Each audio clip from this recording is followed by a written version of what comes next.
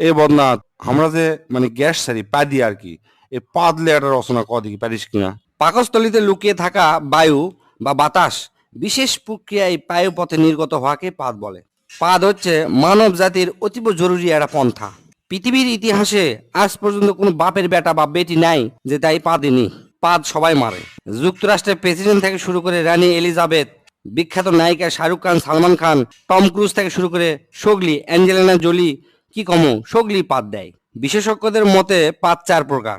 এক নম্বর হচ্ছে ঠাসপাদ, আর হচ্ছে ফুসপাদ, আর হচ্ছে কুইয়াপাদ, আর ঝোলপাদ।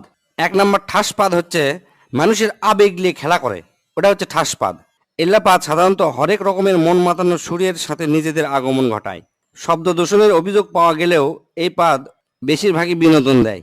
জোরে জোরে পাদের শব্দ শুনে মানুষজন হাসাহাসি করে, ই অক দোষ দেয়, উই অক দোষ দেয়, সেজন্য চরম একটা মজা হয়। দুই নম্বর হচ্ছে ফুসপাদ। এ পাদ নিজেকে মুক্ত করার জন্য পায়ে পতত আসে আকুপাকু করে, তারপর শব্দ ছাড়া ফুস করে বের হয়, একই হচ্ছে ফুসপাদ বলে।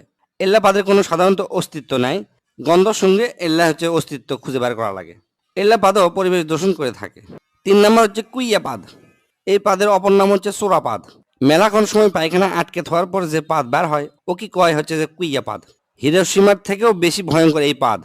মানুষের ভিড়ের মধ্যে যদি এই পাদ বের হয় আর যদি বুঝবার পারে কে মারছে, তাহলে মনে করেন যে ওই লোকের সেই খবর হয়ে যাবে। আর এই পাদ যদি কড়াইত ভাজা হয় তাহলে মোটামুটি কেজি খানিক গু বাড়াবে।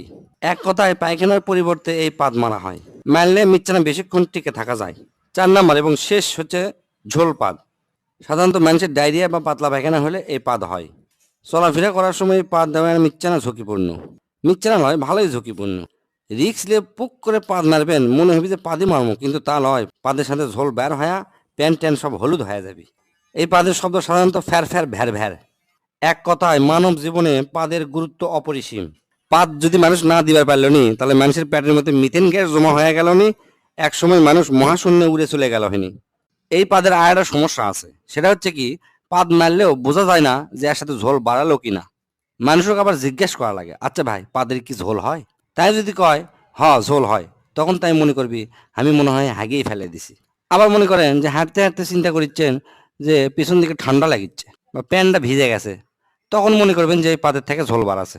এই চার প্রকার পাদের মধ্যে প্রথম দুটো একটু আরামদায়ক, মানে দেওয়ার পরে শান্তি পাওয়া যায়, কিন্তু পরের দুটো হচ্ছে যে খুবই সাংঘাতিক। তাই যাই যেটি থাকেন বুঝে শুনে পাতবেন। প্যাদলে পেট ক্লিয়ার হয়, পেটের গ্যাস বের হয়ে যায়, খুবই আরামদায়ক একটা জিনিস। আর চার নাম্বার হচ্ছে ঝোল পাত দেওয়ার আগেই ডাক্তারের সাথে যোগাযোগ করবেন যেন ঝোল পাতটা না বের হয়। স্যার কেঙ্কা হচ্ছে? তুই তো আমাকে চোদ্দা মানে ফেলে দিল রে। তুই আমাকে এত সুন্দর করে বুঝে দিব আমি ধারণাও করবার পারিনি।